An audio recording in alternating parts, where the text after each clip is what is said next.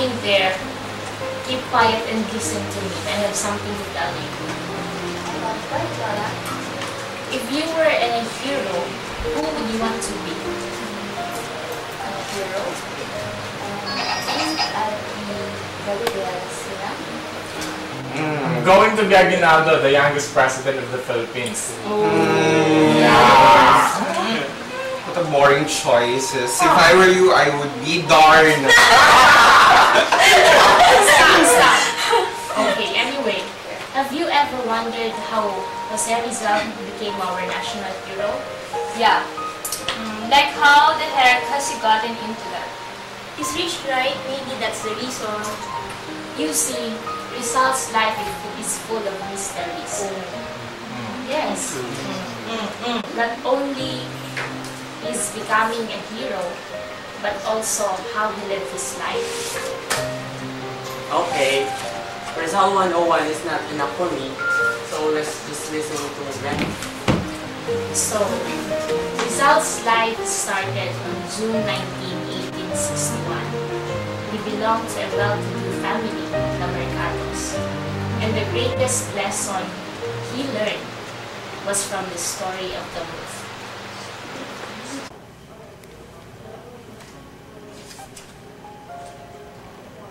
Pepe, I'll read you how to read Spanish.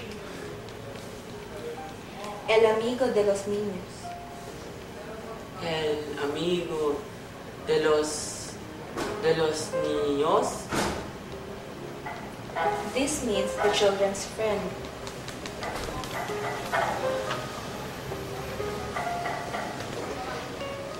Alright, I'll read you a story.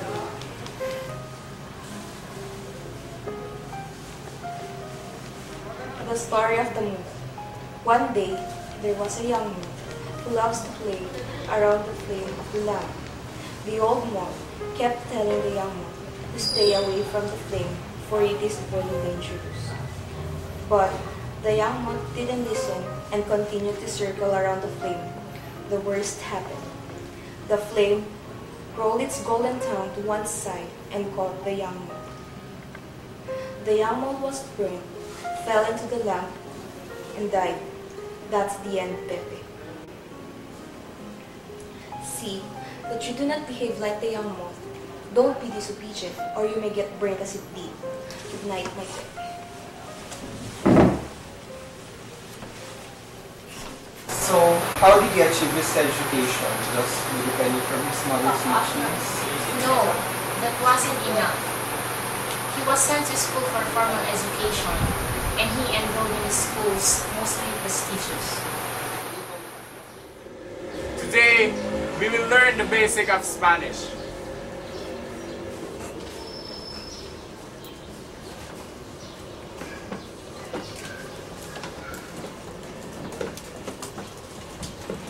Stop!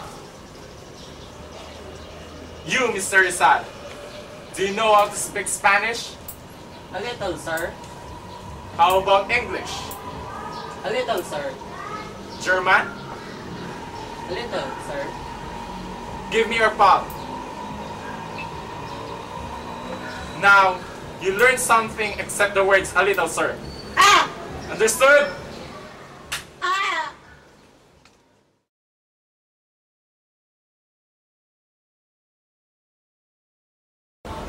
Father Pablo Ramon. I am in great confusion, and I am still uncertain of what career to pursue.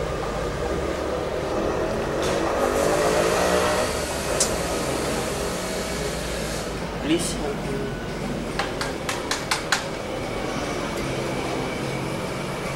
Decide my choice of career.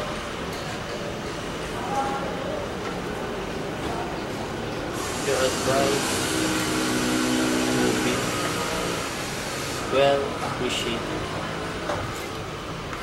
Thank you, sir. I love you. Sincerely yours, Rizal.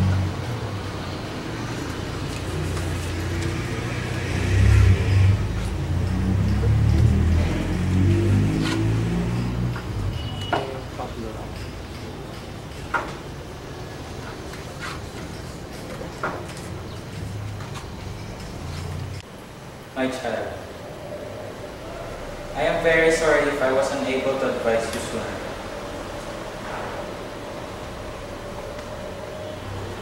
I have been busy attending my responsibilities as the institution's rector. Your choice of career, I have been thinking. Medicine best suits you. Good luck in your studies, Rizal.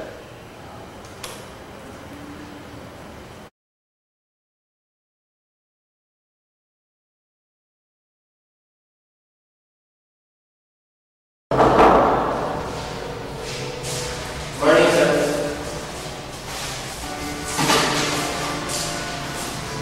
Congratulations, sir. Nagtawag kami ng exams. I didn't expect it. There were many intelligent students here in Madrid, but you deserve it.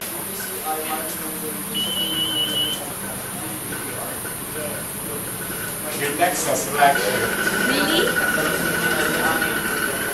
Brennan, has Rizal ever fell in love? Well...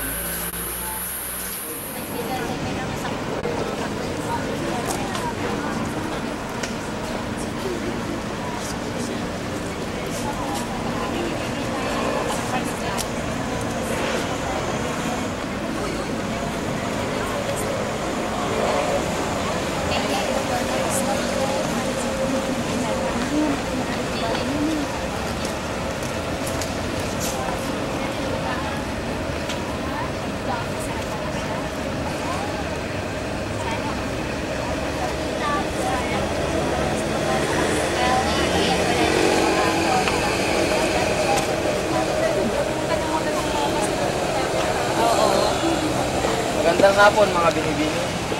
Magandang hapon din sa'yo, Pepe. Magandang hapon din. Maaari ko bang mag-usap sa segunda ng talo? Sige, sige.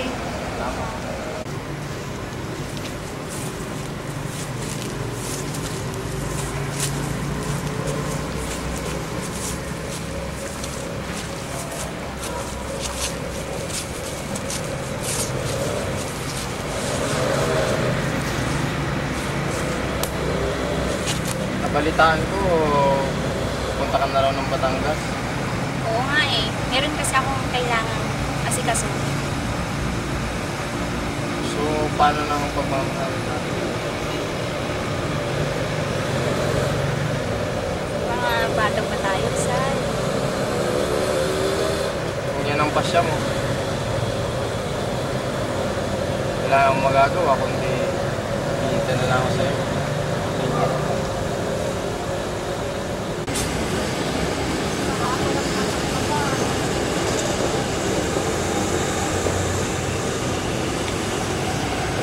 Bulaklak para sa pinamagandang video. Salamat. Kumusta ka na, no? Buti na. Ganda mo talaga. Alam mo, matagal ko nang tinatago to. Ano yun? Mahal na mahal kita, Leonor. Ngunit ako'y nababahala. Saan? May isang katanungan sa isip ko. Kung mahal mo rin ba ako? Mahal din kita, Jose.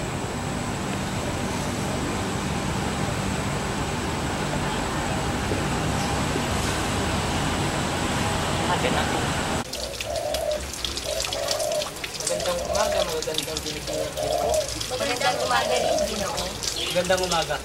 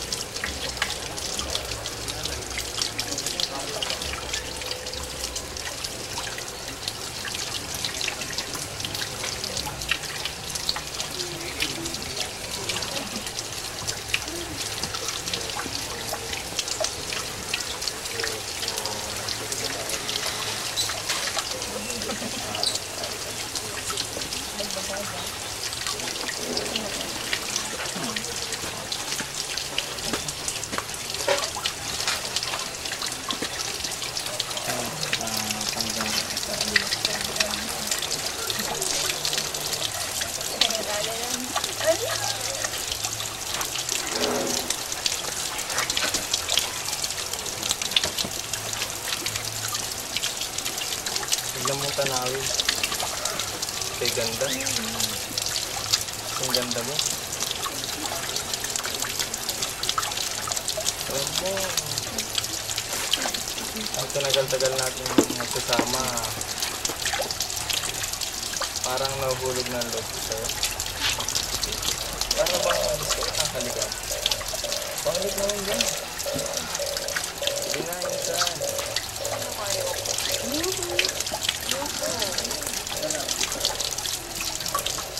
Oh. Matigilan ka ngayon? Hindi. Alam mo, sa totoo lang, parang tinadhana talaga tayo sa isa. Siguro, yun ang sabi nila. Pero, kasi kung nakikita ito, sumasaya ako kung flight ng araw ko. Alam mo na, mahal na yata ito. Napakasagda ba tayo?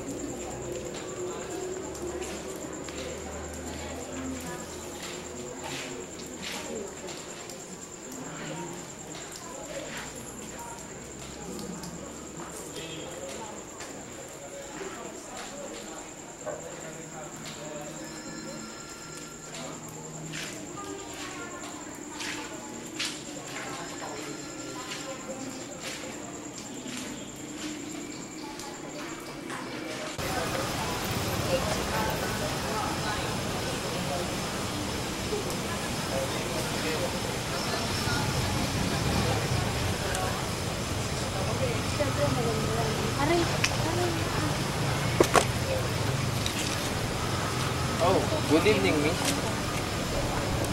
I'm Jose Rizal, a medical student.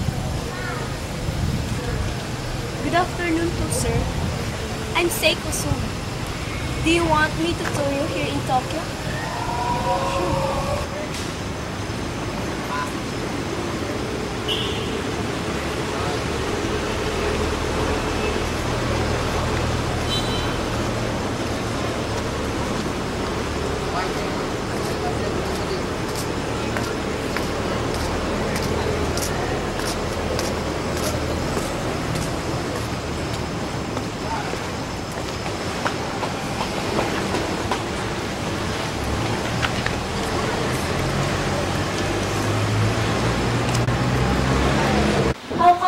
Japanese girlfriend.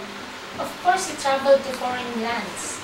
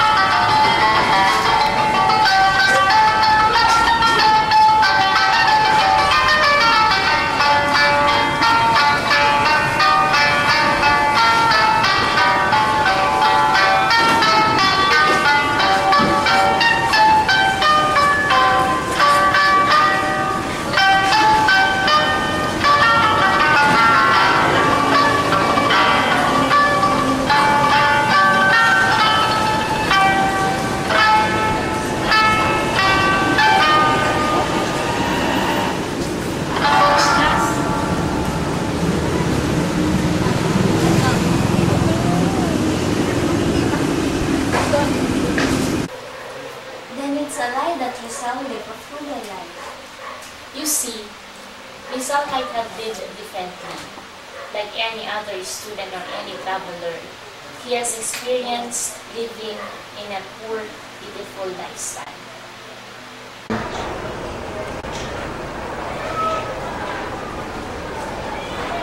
I had to raise money. I'm sure Rizal is in their financial situation.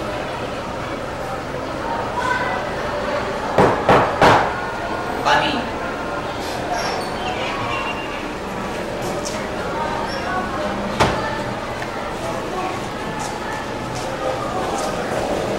Good afternoon, sir. Sir, I'm sorry to inform you that locust ravage our crops. What? This is bad. The sugar market also collapsed. Lola, how were the Noli and Phoebe during those days? Extreme, I guess. And I'm sure it was painful to Rizal. Puñeta Rizal, nunca educada. Rizal cannot be an ignorant man. Rizal Chongo, the attacker of the church and Spanish officials, says that the attacker of the church is fake. You only attack the bad Spanish officials and the moral friars. Injo hereje. Noli and Fili are the leaders of truth. Castilla, vamos! Lola and Fili, stupido, stupido! Wait, Rizal was a playboy, right? So he had never gotten anyone pregnant? There was this incident. You know Josephine Bracken? Yes. The last woman he ever loved, I guess. He married her just before the year's end.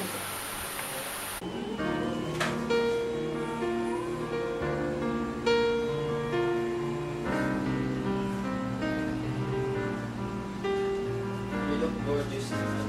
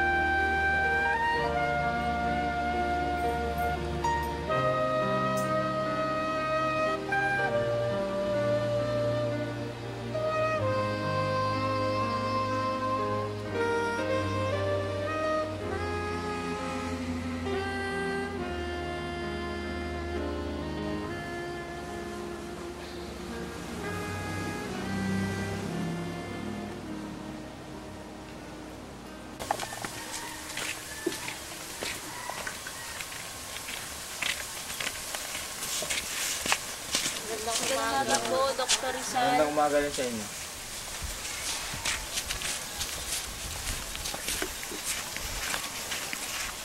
I'm going, sir. I'll just see you tomorrow. Okay. Iha, ang kailangan mo lang ay pahinga at bawas-bawasan mo yung pagtatrabaho. Opo. Kailangan mong alagaan ang katawan mo. Alam mo na. Gagawin ko po yung sinabi niyo. Sige po, salamat po. Kailangan mo.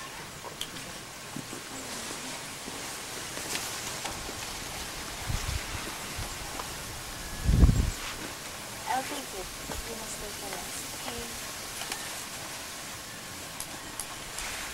Papatingin ko lang po sana ang aking mata dahil dumadalas po ang pagsakit nito. Kailan po nagsimula ito? Nung isang linggo pa. Mukhang namamaga yung mata. Kahit ano bang ginawa mo itong nakaraan? Hindi ko alam. Parang may pumasok po pero wala naman daw pag tinitignan po ng Hindi asawa. meron talagang pumasok kaya namamaga siya ngayon. Kung maigi, patakan mo nito sa umaga at bago ka matulog. Opo. Tapos bumalik ka sa akin at titignan ulit natin ha. Opo. Maraming salamat po, Dr. Rizal. Wala ka naman. Naalis na po ako. Sige.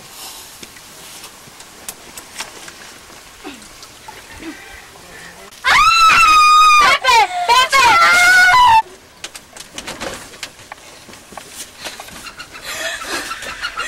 Calm down, calm down. Push, push! Push, push, push!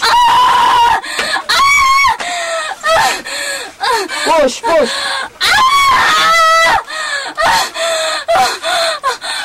Push! Push harder!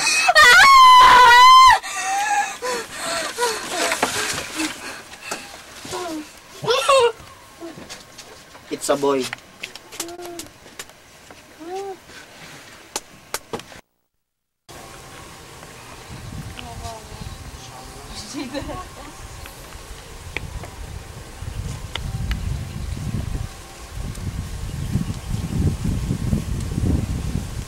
Paalam, Francisco. Hanggang sa muling pagkikita.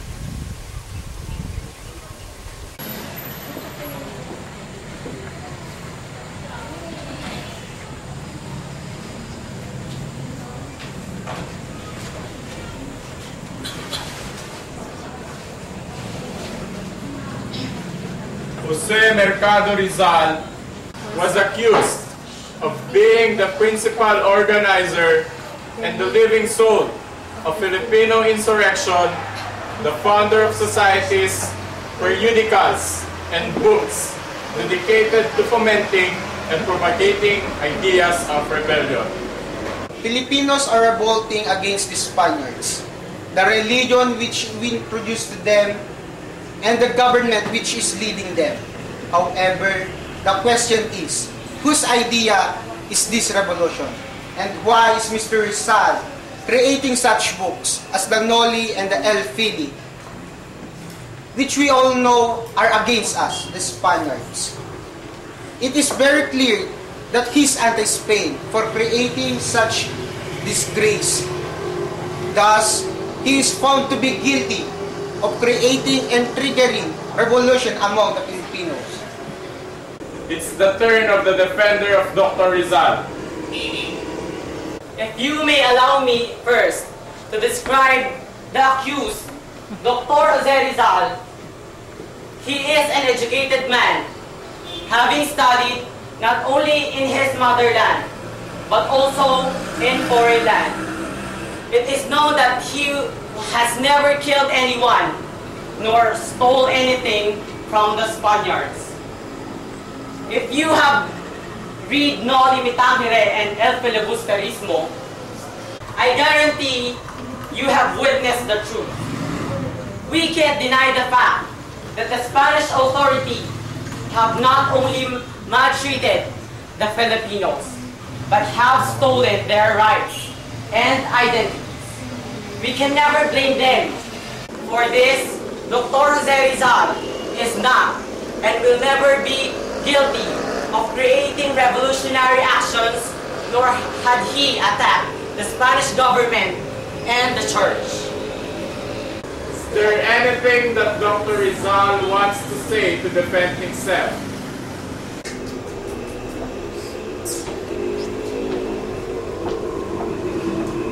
Thank you, Senor Rodriguez. I cannot ask for more. For how Senor Tabiel defended me. I have written such novels, the Noli Me Tangere and the El Filibusterismo, because it is what I see, and it is the truth.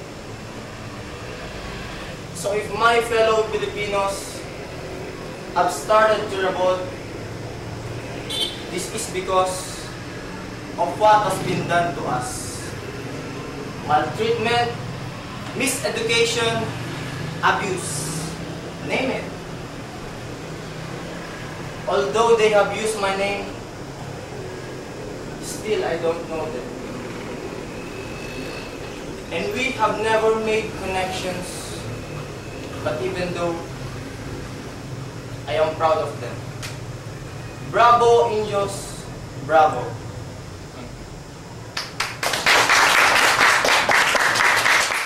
Of all the accusations and defenses, Dr. Jose Mercado Rizal, a native of Calamba, Laguna, is found guilty of creating secret organizations and to be the name behind the revolutions, Dr. Rizal is sentenced to death on the 30th of December this year.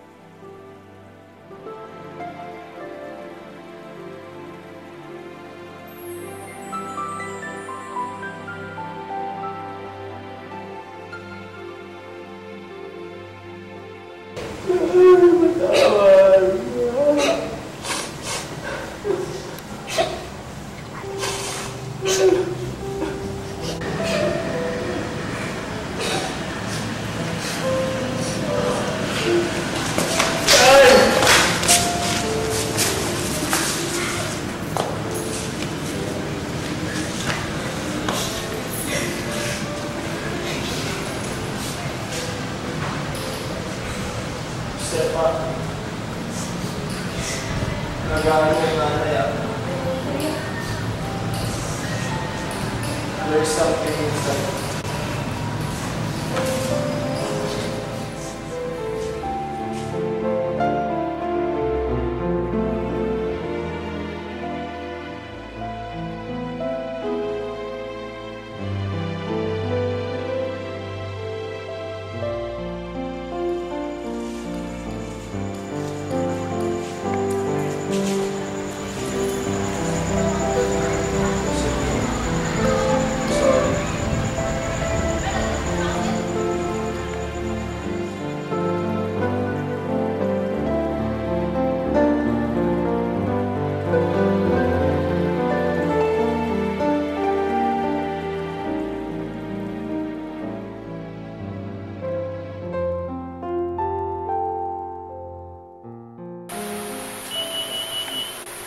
Hey, they text me. We'll visit Fort Santiago next week. Oh, really? Oh, you made me remember. He was exiled there. The Spanish authority, the court, the Guardia Civils. Surely it was torturing Rizal.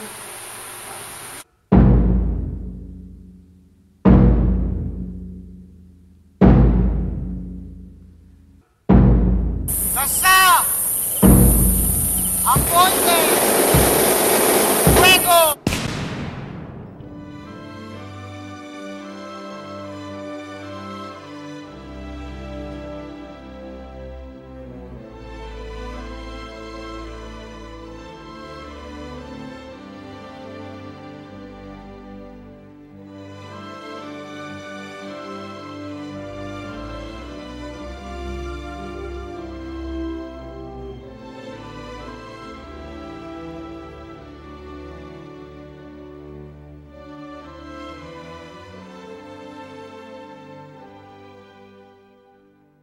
And that's the end. That's it?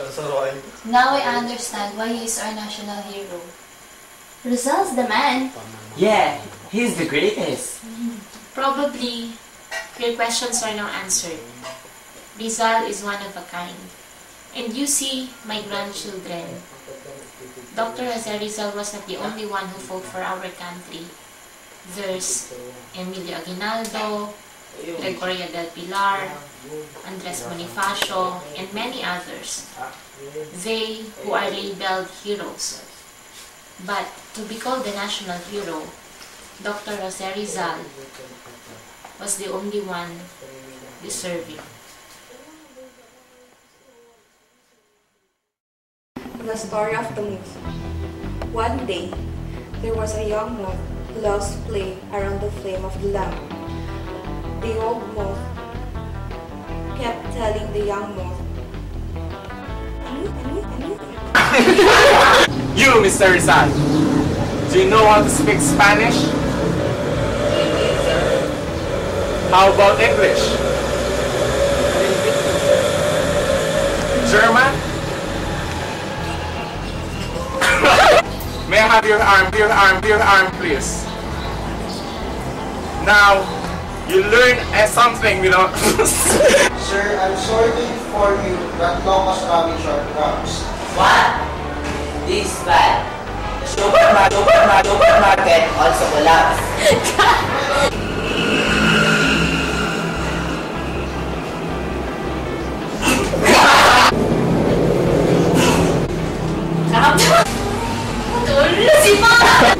It is very clear that stop. Tinakinihin, ma'am. it is very clear that he's an Filipinos are revolting as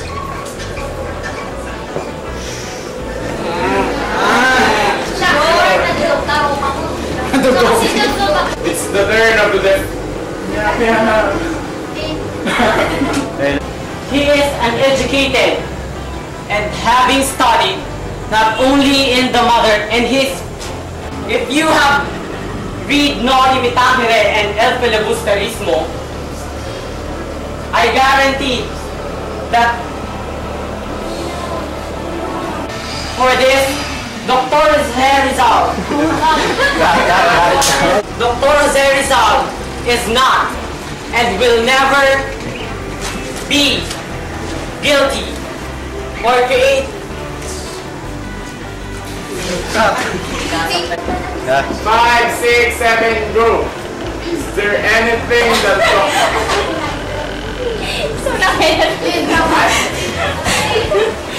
Thank you, Senor Remedios.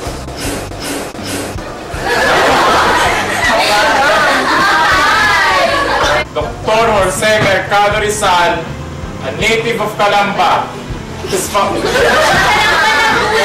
accusations. Okay, go. Yellow.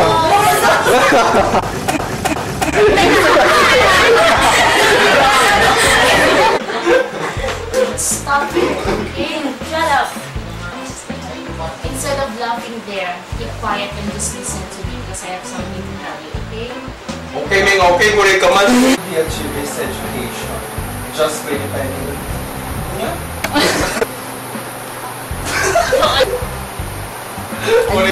So, how did he achieve? Kaya namin nakakita. So, how did he achieve his mother? So, how did he achieve his education? Reset? Grandma, has your son ever felt love? Grandma? Yes. Thank you, sir. I didn't expect it. What is this? Punyeta Rizal! Punyeta Rizal! Punyeta Rizal! Nunca educado!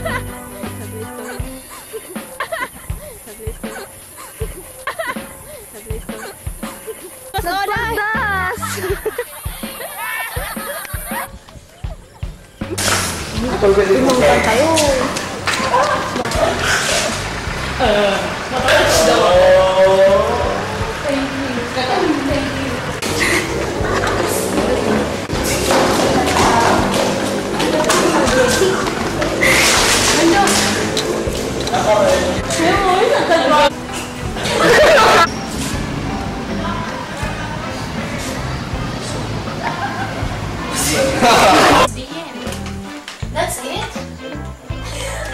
That's the end. No. And that's the end. That's it? Now I understand. And that's the end. That's it? Now I That's the end. And that's the end. That's it?